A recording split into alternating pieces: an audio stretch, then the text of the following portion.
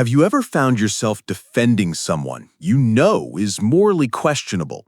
Maybe a celebrity caught in scandal, a boss who bends the rules, or a political figure with obvious ethical problems. You tell yourself you're being rational, but deep down, something else is happening. Something darker. Something Nietzsche understood about human nature that most of us refuse to acknowledge. What if I told you that our attraction to corrupt leaders isn't a bug in human psychology, it's a feature, and recognizing this uncomfortable truth might be the only way to break free from it? Welcome to Philosophy Decoded. Today we're diving into one of Nietzsche's most disturbing insights: why societies across history repeatedly elevate leaders who openly flaunt their corruption. This isn't just about politics. It's about the psychological mechanisms that govern our relationships, our career choices, and even our entertainment preferences. By the end of this video, you'll understand why that corrupt CEO still has loyal employees, why voters sometimes choose candidates they know are dishonest, and most importantly, why you might be more susceptible to this than you think. Picture this scenario. Two leaders stand before a crowd. The first presents detailed policy proposals, acknowledges complexity, admits uncertainty about outcomes. The second promises simple solutions, blames clear enemies, and radiates absolute confidence, despite a track record of lies and corruption. Which one gets the standing ovation? History has answered this question repeatedly. From ancient Rome's populist demagogues to modern strongmen, the pattern remains consistent. We don't just tolerate corrupt leaders, we often prefer them. Consider this. Silvio Berlusconi, despite numerous corruption scandals and criminal charges, remained Italy's longest-serving post-war prime minister. His supporters didn't deny his flaws, they celebrated them. At least he's honest about being dishonest, they said. He gets things done. But here's what's truly fascinating. A 2020 study from MIT found that when voters were presented with identical policy positions from fictional candidates, they consistently rated the candidate described as ruthless and willing to break rules as more competent and electable than the one described as ethical and principled. This reveals something uncomfortable about human psychology. We claim to value integrity, but our behavior suggests otherwise. Nietzsche saw this contradiction coming over a century ago. Man is a rope stretched between the animal and the Superman, he wrote. We're caught between our civilized ideals and our primal instincts. And those instincts, shaped by millions of years of evolution, respond to displays of dominance, even corrupt ones. Think about your own life. When was the last time you admired someone for playing hardball or doing whatever it takes? That admiration, even if you rationalize it, connects to something deeper than conscious moral reasoning. The concept of the will to power is often misunderstood as simple domination, but it's actually more subtle and more unsettling. The will to power is our fundamental drive to feel effective in the world, to believe we can shape our environment rather than be shaped by it. When life feels chaotic and unpredictable, we become psychologically hungry for anyone who appears to master that chaos. It doesn't matter if their methods are corrupt. What matters is that they project control when we feel powerless. Imagine you're struggling financially. Traditional institutions seem indifferent to your suffering. Then a leader emerges who acknowledges your pain and promises to fight the system that failed you. Even if this leader enriches themselves in the process, they're offering you something precious: vicarious power. Social psychologist Jennifer Whitson discovered that people deprived of control become 60% more likely to see patterns where none exist and support conspiracy theories. Similarly, They gravitate toward leaders who offer simple explanations and scapegoats, even when those explanations are demonstrably false. This explains why economic anxiety often correlates with support for authoritarian figures. It's not ignorance, it's psychological compensation. When personal agency feels impossible, we seek to borrow power from those who seem to wield it effortlessly. My idea is that every specific body strives to become master over all space, Nietzsche observed. When we can't master our own space, we unconsciously align ourselves with those who seem to master theirs, regardless of their methods. The corrupt leader understands this dynamic intuitively. They don't apologize for their corruption. They frame it as evidence of their exceptional nature. I'm not bound by the rules that constrain ordinary people, they signal. Follow me, and you can transcend those limitations too. Have you ever felt energized by someone's audacity, even when you disapproved of their actions? That energy comes from your will to power resonating with theirs. Nietzsche identified two fundamental moral frameworks that exist in tension within every society and every individual. Understanding these explains why corrupt leaders often generate passionate support rather than universal condemnation. Master morality, as Nietzsche described it, values strength, achievement, nobility, and excellence. It defines good as whatever demonstrates power and bad as whatever reveals weakness. Ancient aristocracies operated on this system. Success justified itself. Slave morality emerged among oppressed peoples who couldn't compete on strength alone. It redefines weakness as virtue, humility, compassion. Equality become good while power and dominance become evil. Modern democratic societies officially embrace slave morality. We celebrate equality, condemn exploitation, and demand accountability from leaders. But beneath this conscious commitment lies a psychological reality. Many people still respond viscerally to displays of master morality. Watch how people react to fictional anti-heroes. Tony Soprano, Walter White, Frank Underwood. These characters commit horrific acts, yet audiences find them magnetic. We publicly condemn their behavior while privately admiring their willingness to seize what they want. This same dynamic plays out in real leadership contexts. A 2019 study in the Journal of Experimental Social Psychology found that participants who claimed to value egalitarian principles still rated dominant, power-seeking individuals as more charismatic and effective leaders. When supporters defend a corrupt leader by saying, "At least they're strong," they're not making an error in judgment. They're expressing their unconscious attraction to master morality values that operate beneath their stated egalitarian beliefs. Napoleon Bonaparte provides a perfect historical example.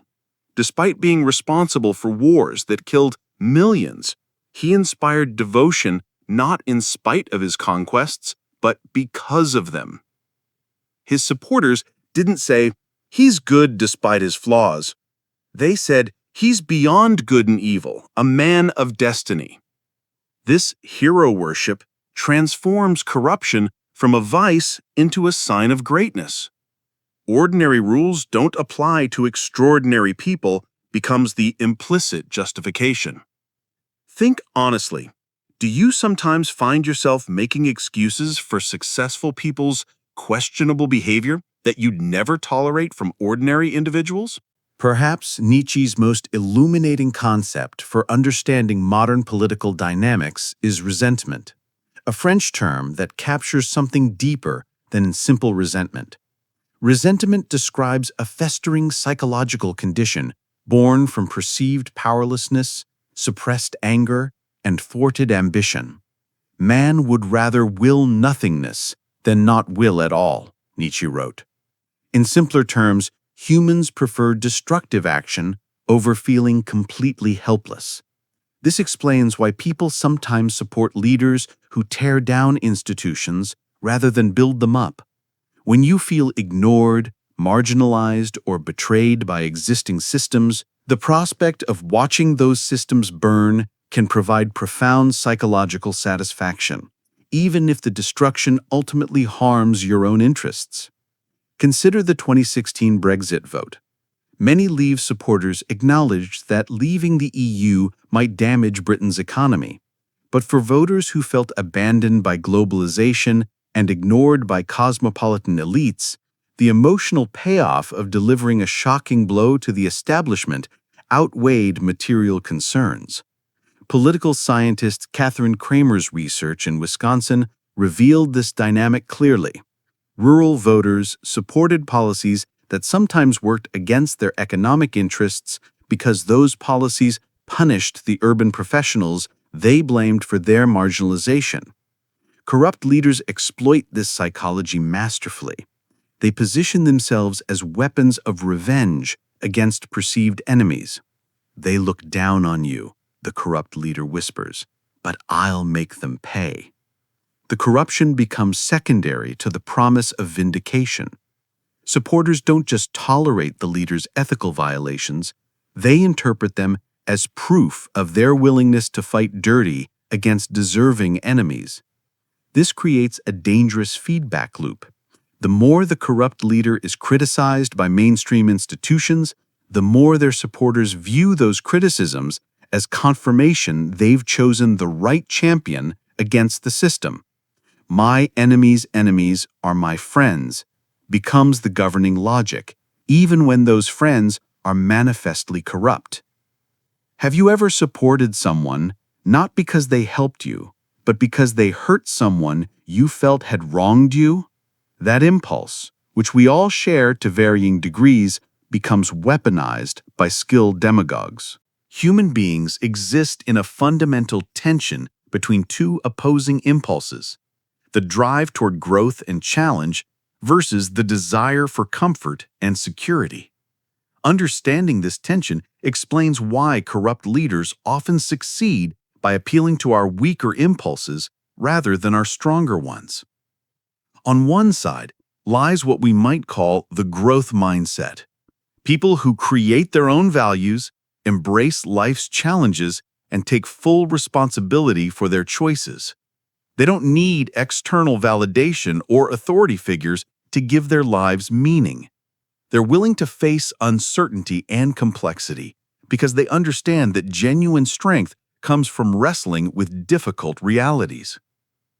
On the other side exists what psychologists recognize as the comfort-seeking mindset. People who prioritize safety, predictability, and the absence of difficulty above all else.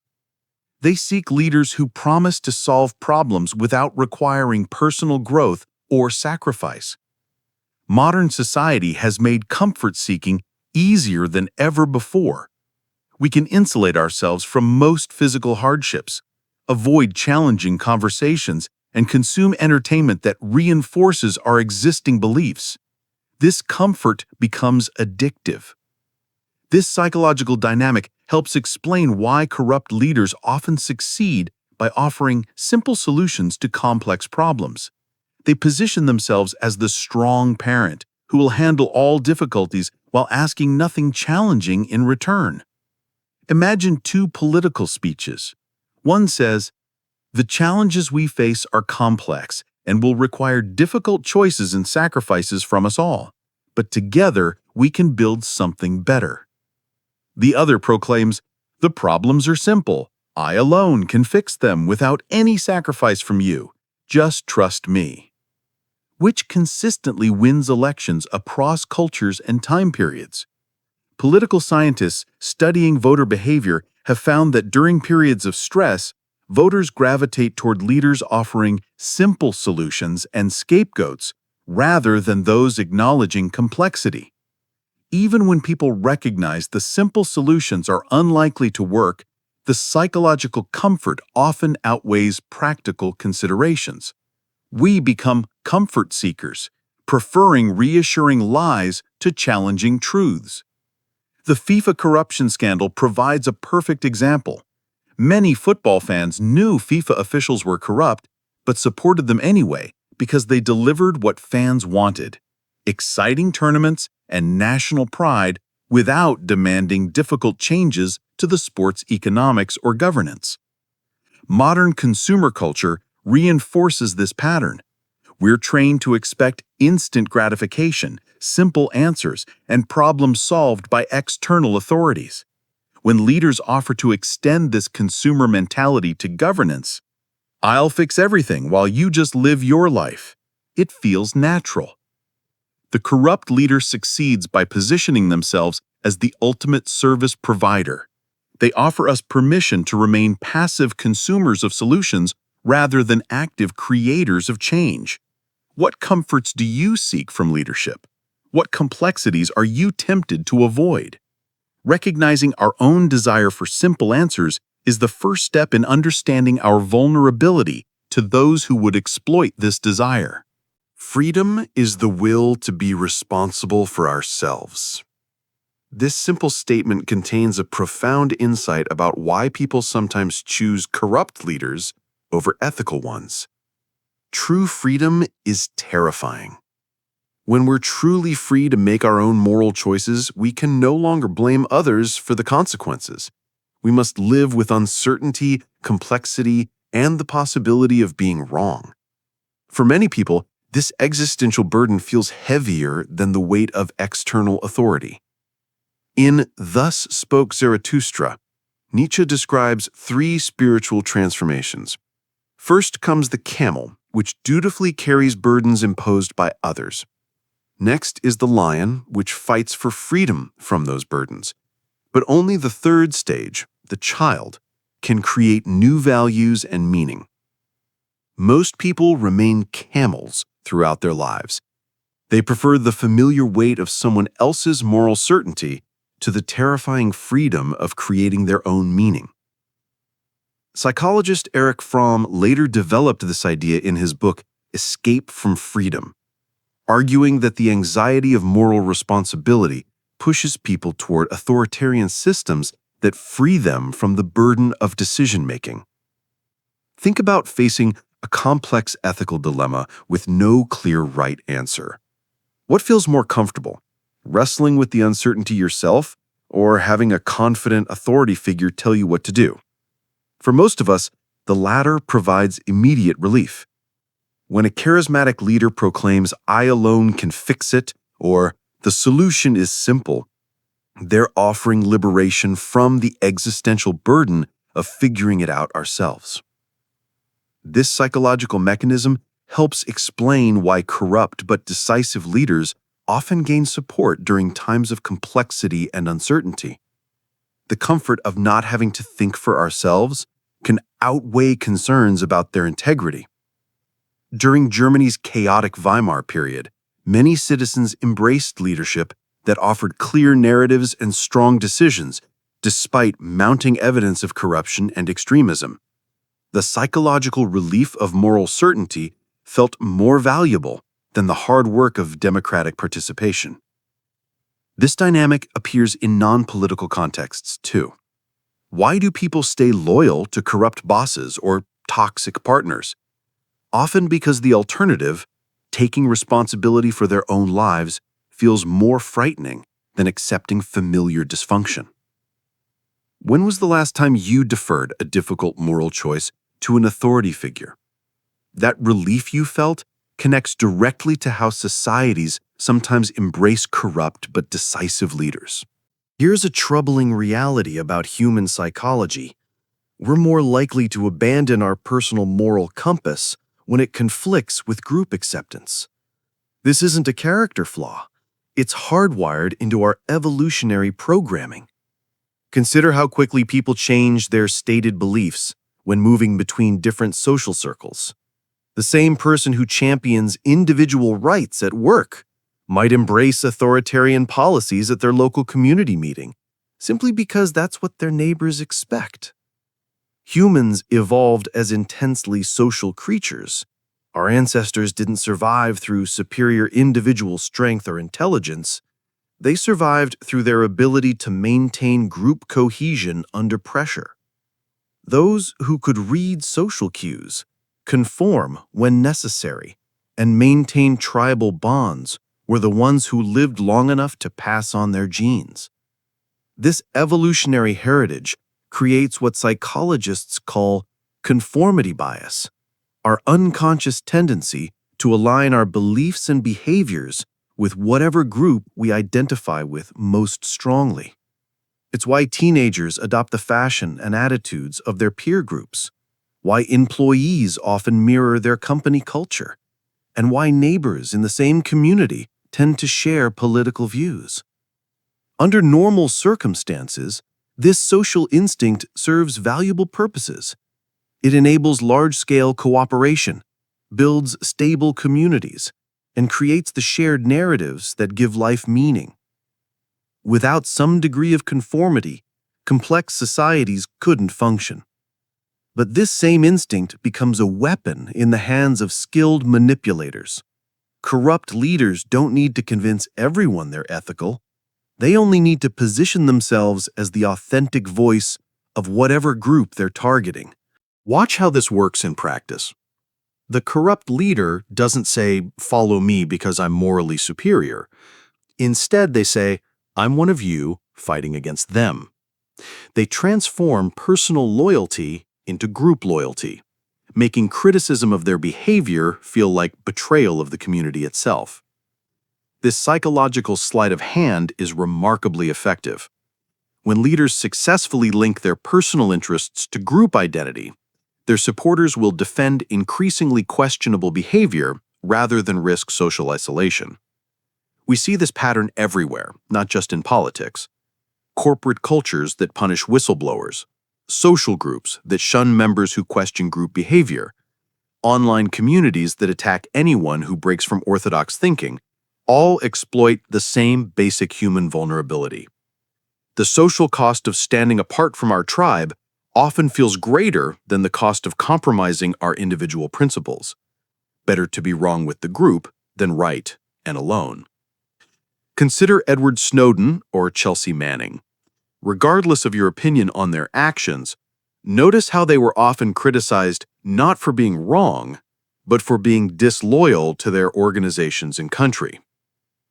The power of this conformity instinct intensifies when corrupt leaders deliberately stoke tribal identity. They transform accountability into betrayal by framing criticism as an attack on the group rather than on their personal conduct. "They're not really coming for me," the corrupt leader says. "They're coming for you. I'm just in the way." This rhetorical strategy makes defending the leader feel like defending yourself and your community.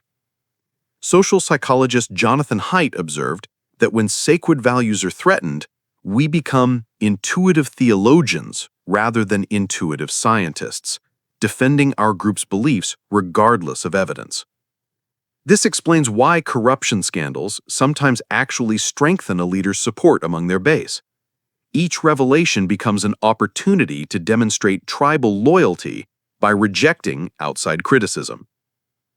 Where in your life have you felt pressure to support something you privately questioned simply to maintain group belonging? That tension between social conformity and individual conscience shapes all our relationships with authority. Modern secular societies face a psychological vacuum that few people acknowledge.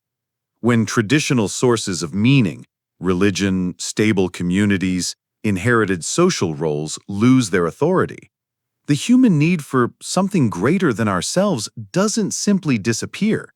It gets redirected. Without divine figures to provide moral guidance and ultimate meaning, we unconsciously transfer that reverence to political and cultural leaders. This isn't conscious idol worship. It's a deeper psychological pattern that shapes how we evaluate authority figures. You can see this hero worship impulse everywhere in modern culture. We don't just admire successful leaders, we mythologize them. She's playing 4D chess. He sees around corners. They're 10 steps ahead of everyone else. These aren't descriptions of capable humans. They're modern myth-making. A corrupt leader who understands this psychology doesn't present themselves as merely competent. They cultivate an aura of destiny and exceptionalism. Their corruption becomes reframed not as a character flaw, but as evidence of their extraordinary nature. Normal rules don't apply to great men and women, becomes the implicit message. History is made by those willing to break conventions. Consider how Steve Jobs was mythologized, despite well-documented examples of cruel and manipulative behavior. His supporters didn't deny these flaws, they reframed them as evidence of his genius. You have to break eggs to make an omelet, they argued. This pattern repeats across cultures and contexts. Corporate leaders caught in ethical scandals often see their support base actually strengthen among employees and investors. When personal success gets linked to organizational performance, questionable behavior becomes reframed as necessary toughness or business savvy. The cultivation of personality cults isn't just vanity, it's strategic psychology. When we elevate leaders to heroic or quasi-religious status, we become psychologically invested in defending their mythic image, rather than evaluating their actual behavior. Psychologist Dan McAdams discovered that supporters of controversial leaders often integrate their personal identity with narratives about the leader's greatness.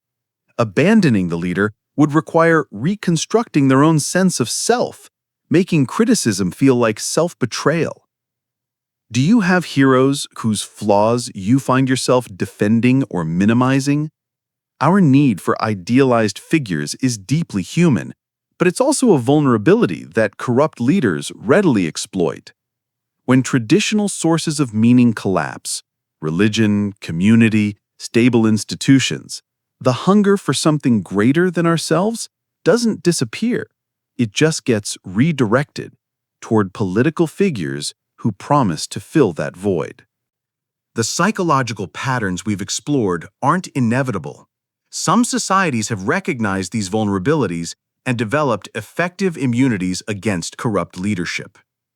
Consider post-apartheid South Africa under Nelson Mandela.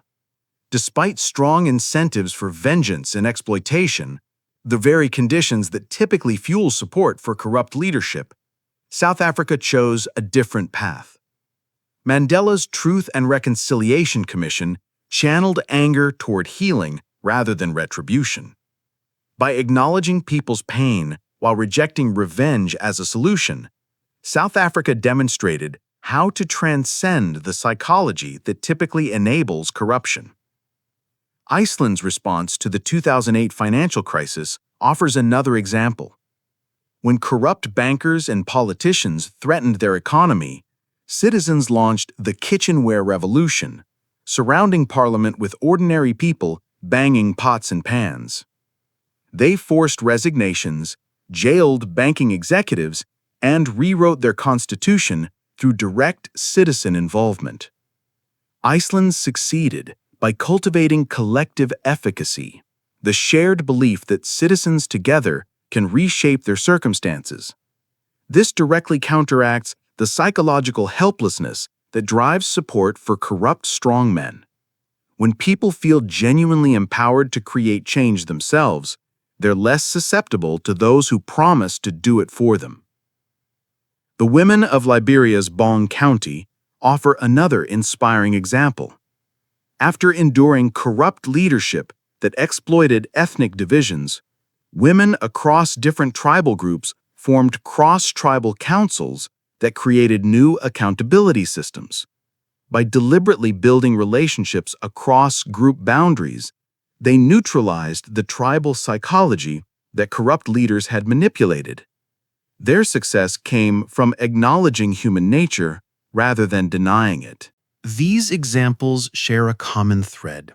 They don't deny the psychological forces we've discussed.